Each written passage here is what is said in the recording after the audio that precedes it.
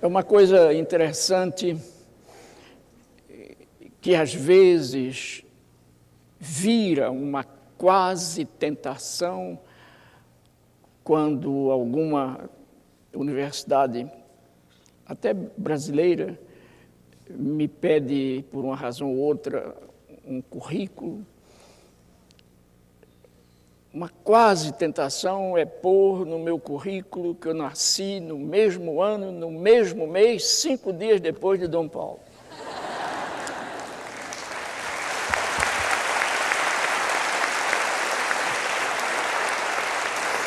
Tem o mesmo nome. E tenho o mesmo nome, eu só não cheguei a cardeal.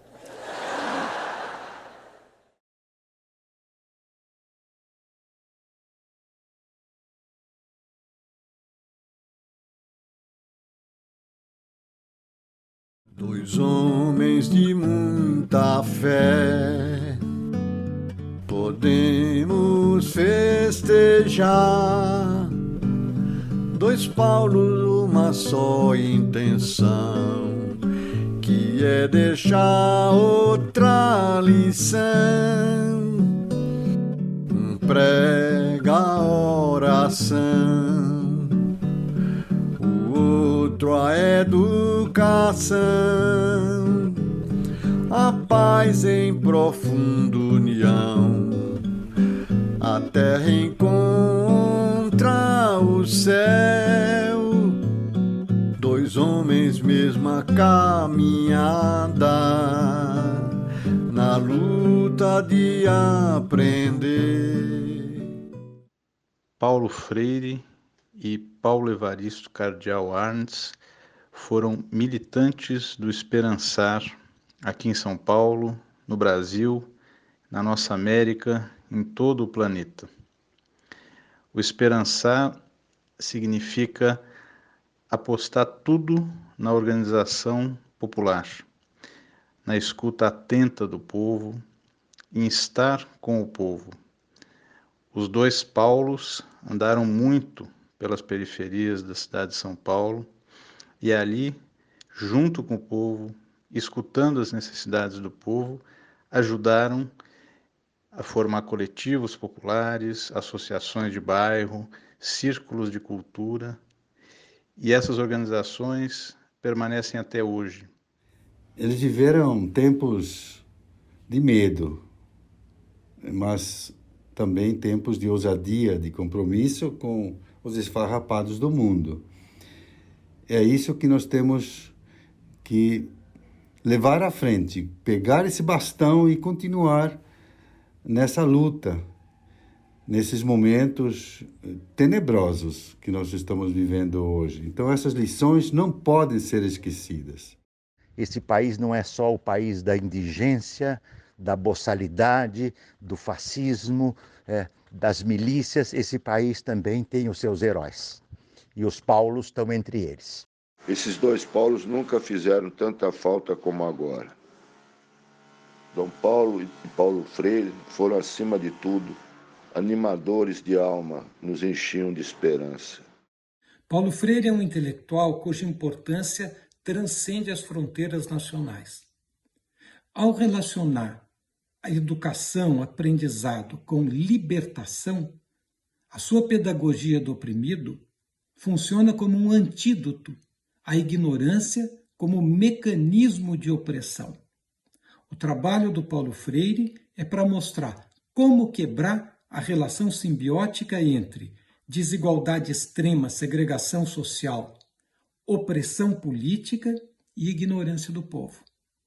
E o caminho que o Paulo Freire mostra é o caminho da luta. É só o povo em processo de libertação que se abre para o conhecimento. O nosso Paulo Freire é um pedagogo da libertação, né? Ele, digamos, tem uma contribuição que é inestimável ao mostrar, né, que na vida cotidiana a população pobre, trabalhadora, assalariada, né, é a partir da sua vida cotidiana e da sua autorreflexão que ela pode avançar tanto no processo pedagógico quanto da emancipação. Isso tornou o Paulo Freire, digamos assim, mundialmente conhecido. Nunca tive uma relação direta com Paulo Freire, mas a obra dele me influenciou profundamente. Tão profundamente que quando fui trabalhar no Ministério da Cultura, como secretário da Cidadania Cultural, pensando em um programa para descentralização da ação cultural do Ministério pelo Brasil, que resultou no programa Cultura Viva e nos Pontos de Cultura, eu me inspirei em Paulo Freire, puxando lá do movimento da cultura popular do Recife e dos círculos de cultura, antes que Paulo Freire até tivesse desenvolvido o seu método pedagógico. O método era desenvolver a consciência crítica do alunato e também dos professores. Foi uma lição de direitos humanos. As pessoas aprendiam de fato e baseado na amorosidade. Eu vi essa influência nos tempos de PUC, né? Quando as ideias de Freire permeavam todas as esferas da universidade, quando nos mobilizavam, por exemplo, para o trabalho voluntário nas periferias. Ele era um homem absolutamente transparente. E essa transparência, essa franqueza, essa autenticidade, é que permitiam a dialogicidade, o diálogo que ele tanto perseguiu e praticou. Era fácil dialogar com Paulo Freire, porque havia uma coerência entre o que ele pensava e fazia. Ele foi ser diretor de educação, departamento de educação do SESI. Lá ele fez um trabalho notável com os operários das indústrias textil, açucareira e também com os pescadores das praias de Pernambuco. Com eles, Paulo diz, eu aprendi muita coisa. Eles me disseram uma das coisas mais importantes que eu aprendi, que não me interessam as respostas, o que interessa é a pergunta. Que falar sobre aquilo que eles não perguntaram, nada contribui para eles na vida profissional, na sua vida afetiva, na sua cotidianidade. Como professor, se descobriu um aprendiz e levou a todos os professores, professoras, esse seu papel de aprendizado com o educando, a alfabetização que não ensinava apenas a escrever um nome, a ler as palavras, mas que dava uma nova perspectiva para a leitura de mundo, fazendo de cada um sujeito da sua própria história. E tudo isso é o resultado do trabalho extraordinário que Paulo Freire realizou no seu tempo e deixou como legado em nosso país. A política de educação na cidade de São Paulo apresenta dois momentos, antes e depois de Paulo Freire. No auge da ditadura, eu costumava brincar quando era chamado para algum ato político, para alguma manifestação, eu perguntava, Dom Paulo vai? Se a resposta fosse positiva, eu dizia, eu também vou. Dom Paulo era um homem de uma coragem pessoal extraordinária. Eu vi, que estava próximo a ele, que num sequestro de um famoso empresário, ele foi bem perto, ele se colou à casa onde polícia e sequestradores estavam e ele negociou a liberdade do empresário. E um cônsul chileno que com ele estava perguntou, o senhor não tem medo que aconteça algo? E ele falou, eu não tenho tempo para pensar em mim mesmo. Esse era Dom Paulo. Alguém que era capaz de, ao mesmo tempo, possibilitar uma universidade autônoma, acolhendo professores perseguidos, impossibilitados de dar aula em outras universidades, como o caso de Florestan Fernandes, Otaviani e do próprio Paulo Freire. Os dois têm uma chave comum, a autonomia. Dom Paulo, uma pastoral de autonomia, e Paulo Freire, uma pedagogia da autonomia, que se cruzam e que se complementam. Dom Paulo nunca impôs, ele propôs. O Paulo Freire também faz a proposta. Eu lembro muito de Dom Paulo dizendo nas assembleias para o povo: tudo que vocês trouxeram já está aprovado, pelo simples fato de vocês terem trazido. Mostrando dentro daquele princípio do Paulo Freire de que o povo não é ingênuo e de que o povo tem que ter autonomia de pensamento. 2 guerreiros, 2 homens do povo, amantes do esporte e do futebol. Paulo Freire era santinha, daqueles fanáticos de ir ao campo. Dom Paulo nem precisa dizer, ele mesmo se vangloriava. Corintiano, graças a Deus.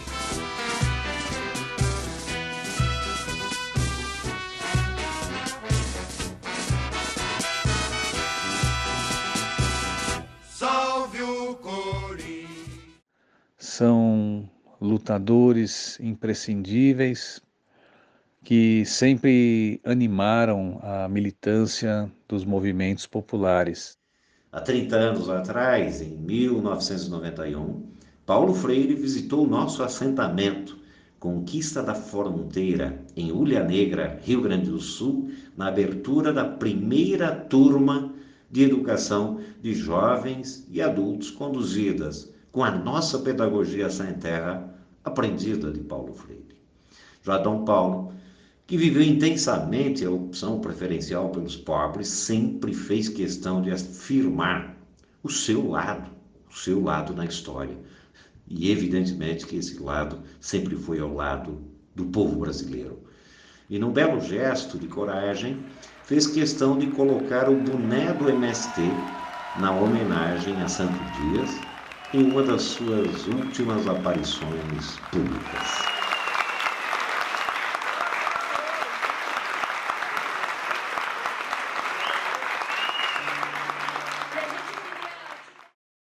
No dia em que o meu marido morreu, ele cuidou dos meus filhos, ficou o tempo todo com meus filhos no carro dele. Dom Paulo sempre nos apoiou na comunidade, nos trabalhos, nas lutas. Na ocasião do assassinato de Santo Dias, Dom Paulo nos amparou desde quando o corpo do meu pai chegou no IML e os policiais queriam sumir com o corpo dele e diziam que ele era um indigente. Dom Paulo interviu e fez com que meu pai fosse velado na Igreja da Consolação e um cortejo com mais de 30.000 pessoas acompanhassem o corpo até a Igreja da Praça da Sé, onde realizou uma missa de corpo presente. O que dizer de Dom Paulo? Nos momentos difíceis da vida do Valdemar, ele estava presente em nossas vidas, grande apoiador e incentivador da pastoral operária. 2 ocasiões são marcantes para mim. A primeira em 1973, quando celebrou missa que chamou de Celebração da Esperança em memória de Alexandre Vanucci Leme, estudante morto pelos militares, cujo corpo não foi encontrado até hoje. E em 1975, quando celebrou o ato ecumênico na Catedral da Sé em honra a Vladimir Herzog, jornalista torturado e morto no DOI-CORE de São Paulo. E Dom Paulo Evaristo Agnes foi convidado para fazer uma palestra para nós. Ele chegou, nos cumprimentou e disse: "Vocês me convidaram para fazer uma palestra para vocês, uma exposição para vocês, mas eu não vou fazer. Eu quero ouvir vocês a partir da informação que vou passar." E ele nos informou que estava vindo do DOPS e que viu o corpo do Vladimir Herzog pendurado numa janela, enforcado. A repreensão acusava que teria sido um suicídio, mas é claro que Dom Paulo não acreditou na forma como ele colocou para nós aquela informação. Eu tinha 9 anos naquela época, estava sob uma tempestade de emoções com tudo que vinha acontecido e via minha mãe muito fragilizada. A imagem que eu fiquei daquela época, daquele dia, foi de Dom Paulo abraçando e confortando a minha mãe no seu desespero. Ali nascia uma pessoa que se tornaria uma referência na minha vida. E eu me tornei um grande admirador de tudo que Dom Paulo fez. Entre as várias grandes marcas deixadas por Dom Paulo, eu ressalto o livro Brasil Nunca Mais, que relata e denuncia as atrocidades praticadas ao longo de 21 anos da ditadura militar. Ainda no final da década de 70, ainda a ditadura vigendo. E ele realmente revelou para o mundo, né, as violações aos direitos humanos, os crimes de lesa humanidade que estavam se dando no país, né, e ele se expunha, ele visitava os presos.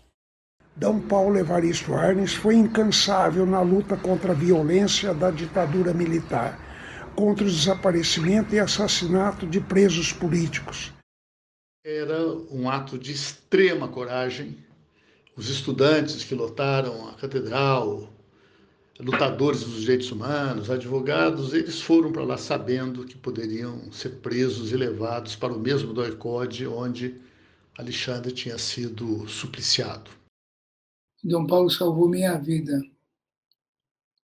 Se eu estou aqui hoje, é porque Dom Paulo invadiu a sede da UBAN quando Alexandre Vanucchi foi morto e impediu que eles me matassem. Dom Paulo que esteve à frente da luta pela anistia no Brasil e que estendeu a sua proteção aos perseguidos a diversos países da América do Sul. Me sacó 2 veces de la prisión en São Paulo. Una fue en el año 75 y otra fue en el año 81. Y don Pablo siempre estaba presente en la defensa de los derechos humanos a nivel latinoamericano, junto con el grupo Clamor, con el reverendo Jaime Wright. Eu gosto de lembrar que, na democracia que temos hoje, as visitas ao presidente Lula foram duramente cerceadas. Um prêmio Nobel da Paz foi recusado, o Leonardo Boff foi, por muito tempo. E naquele pior período da ditadura, Dom Paulo conseguia isso, sem autorização de ninguém. Ele aparecia na porta do presídio com a sua autoridade, sem nenhuma autorização especial, e deixavam entrar. Dom Paulo Evaristo Arnes foi aquele que nos apoiou, sustentou, animou durante os 4 anos de prisão dos frades dominicanos. Isso está contado em vários livros meus, como Batismo de Sangue, Diário de Fernando, Cartas da Prisão. Eu me lembro constantemente do amparo que ele deu aos perseguidos políticos nos anos de chumbo da ditadura militar. E Dom Paulo realmente assumiu naquela época uma postura que não é qualquer chefe de igreja que tem essa coragem que Dom Paulo teve. Mas eu gostaria de lembrar Dom Paulo como um dos mais importantes atores da transição política. Quando em 1971, eu voltei da França, depois de fazer o meu doutoramento, eu fui assistir uma missa em Campinas, e eu fiquei atemorizado, porque eu disse, o cardeal vai sair daqui preso. E, qual era a veemência, a clareza sobre o momento da ditadura que Dom Paulo se referia. Dom Paulo, com sua voz mansa, botava os autoritários, os ditadores, os torturadores em seus devidos lugares. Pelo educador Paulo Freire, aprendi a ter o olhar que a educação precisa estar ao lado daqueles que são os últimos da fila. Paulo Freire sempre dizia que a leitura do mundo antes das palavras não era simplesmente uma estratégia de ensino, mas era, sem dúvida, para se admitir que não é tão simples a leitura concreta do mundo real, que esse é um processo que ele é decididamente coletivo, por isso que ele dizia que ninguém ensina ninguém, as pessoas aprendem em comunhão. Era admirável a sua clareza de análise do mundo, Inquieto e instigante, buscava coerência entre sua prática e os seus escritos, mostrando-se indignado com as injustiças sociais. Paulo Freire, para mim, elaborou um dos conceitos mais importantes, que é o do opressor introjetado. Todos nós temos, de alguma forma, o opressor introjetado, especialmente nesta sociedade brasileira tão injusta, desigual e escravocrata. E contra isso, as suas ideias são fundamentais. Ele e a teologia da libertação se interpenetram, pois ambos lutam pela liberdade, pela conscientização do homem, pela libertação do homem de si mesmo.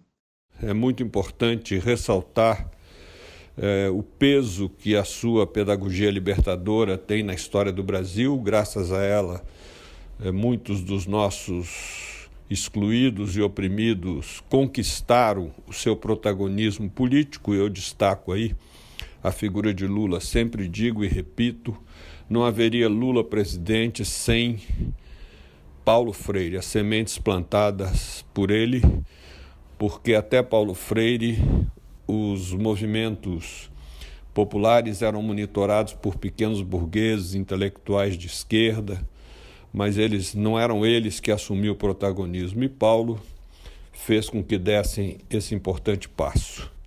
Eu fui ao Instituto Interamericano da Costa Rica fazer um curso de educação em direitos humanos e fiquei surpreso pela forma como me tratavam, pelo simples fato de eu trabalhar com o D. Paulo.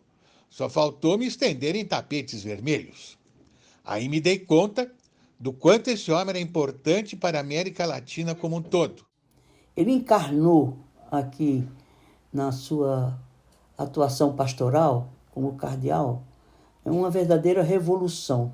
Balançou as estruturas da Igreja Católica e chegou às bases das comunidades cristãs, religiosas. Mais de uma vez, em encontros internacionais, representei D. Paulo, para a grande surpresa dos companheiros que diziam: nunca se viu uma mulher representar um cardeal. Mas para ele isso era natural, fazia parte do que ele chamava o seu clero feminino. D. Paulo era um grande organizador e organizou a Igreja de São Paulo para enfrentar a opressão e as desigualdades sociais. E me lembro aqui que ele disse o seguinte: não há mais necessidade de se ir para a África ou para a Amazônia. É possível e é necessário que sejamos missionários aqui mesmo, que era preciso que se debruçasse sobre a cidade de São Paulo, sobre essa cidade tão desigual, que bastava atravessar a rua e nós já teríamos do lado de lá a pauta, se nós quiséssemos estar a serviço de dar a palavra a quem não tinha esse direito.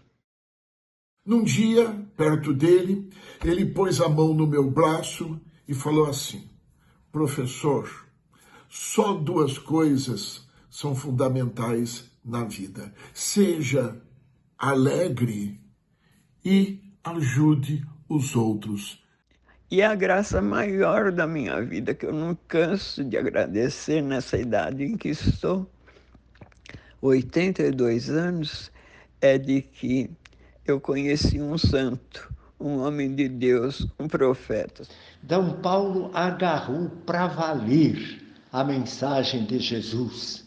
Ele tinha mesmo o cheiro das ovelhas, misturado com o povo. D. Paulo sempre amou o povo da rua. E quando recebeu dos budistas o prêmio Nirvana, o prêmio pela paz, ele não hesitou. Viajou ao Japão, foi até Tóquio receber o prêmio. E voltou ao Brasil, para São Paulo, onde se encontrou com o povo da rua. E juntos decidiram qual seria o destino daquele prêmio. E assim nasceu a Casa de Oração do Povo da Rua. Cardeal de São Paulo que foi muito além de falar sobre a teoria da libertação. Ele a praticou diariamente. Eu o visitei um dia antes dele falecer, no Hospital Santa Catarina, e ele estava assim, lúcido, e disse que agradecia muito a Deus por tudo. E o que mais ele agradecia era o fato de ter sido padre. Ele não disse que era o fato de ter sido cardeal, nem de ser doutor da Sorbonne, pela Sorbonne na França, mas ter sido padre. Ah, como faz falta Dom Paulo, para nos guiar, para nos indicar e nos encorajar nesses momentos tão difíceis. Pastor dos oprimidos, pastor da liberdade, pastor da democracia. Dom Paulo ficará na história como o bispo dos excluídos, o bispo dos movimentos populares, o cardeal que teve coragem de vender o Palácio Episcopal para que o dinheiro fosse aplicado na construção de centros comunitários na periferia. Enfim, alguém que realmente abriu a Igreja do Brasil para a defesa intransigente dos direitos humanos e para a denúncia da ditadura. Nós estávamos no Conselho Político de Educação e Direitos Humanos discutindo uma homenagem a Dom Paulo. E a gente resolveu, então, fazer uma homenagem, dar um prêmio para o Dom Paulo. Foi quando surgiu a ideia de por que a gente não cria o prêmio Dom Paulo Evaristo Arnes, para a gente poder dar para todas aquelas pessoas que, de alguma forma, continuam lutando por direitos humanos, por uma educação inclusiva, por uma educação pautada nos valores dos direitos humanos. E assim nasceu o prêmio Dom Paulo Evaristo Arnes da Prefeitura de São Paulo. Nós conseguimos, numa lei federal, como deputado federal, uma lei de 2012, que o Congresso Nacional aprovou por unanimidade essa lei, atribuindo a Paulo Freire o título de patrono da educação brasileira. E há uns 2, 3 anos atrás, uma proposta legislativa da sociedade, de parte de um grupo da sociedade, encaminhou ao Senado uma proposta legislativa para se cassar esse título de Paulo Freire. Veja a que ponto chega a sanha, né, fundamentalista dessa direita bolsonarista que, lamentavelmente, está deixando o país numa situação, né, de verdadeira tragédia. Que a perseguição que ele sofre hoje, vocês não tenham dúvida, é porque ele foi um dos que primeiro dizia e mostrava de que a educação não é neutra. A educação, ela traduz sempre e necessariamente um ato político. Gratidão, Paulo Freire e Dom Paulo Evaristo Arnes, por nos ensinarem a gostar de ser gente como sujeitos da história e de entender que nós fazemos a história com o outro e não para o outro e nem sobre o outro, e que ela precisa ser uma história de boniteza, de belezura. Boniteza e belezura que se corporeificam quando a gente promove a justiça social, a bondade, a igualdade de direitos. São 2 seres humanos que estarão sempre presentes entre nós, porque tiveram suas vidas voltadas a nos ensinar a importância do conhecimento, da compreensão e ação na realidade, para a conquista de nossos direitos, o respeito à nossa dignidade e à nossa liberdade. Eu gosto muito de uma afirmação que é atribuída ao Leonardo Boff, num dos seus textos, em que ele diria que Jesus era tão humano que só poderia ser divino. E eu me permitiria transplantar, de alguma forma, essa afirmação para os nossos 2 Paulos. Portanto, que esses 2 Paulos, que herdaram o nome do grande apóstolo e combatente Paulo, nos abençoe lá do céu, junto a Deus, onde se encontram, e como dizia Dom Paulo, e como expressava Paulo Freire, nos deem muita coragem.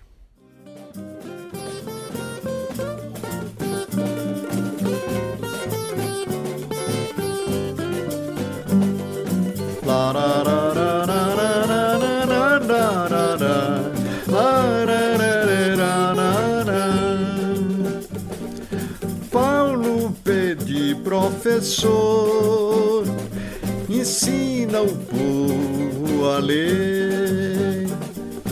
Paulo com P de pastor, cuida do povo a sofrer. Paulo pede professor, ensina o povo a ler. Paulo com P de pastor, cuida do povo a sofrer. Dois Paulos que andaram sobre o mesmo trilho, com o mesmo brilho que só os grandes têm, germinando o saber, ajudando a sua gente, belezurando na vida o bem, germinando o saber, ajudando a sua gente, belezurando na vida o bem. Paulo pede professor, ensina o povo a ler. Paulo com P de pastor, cuida do povo a sofrer.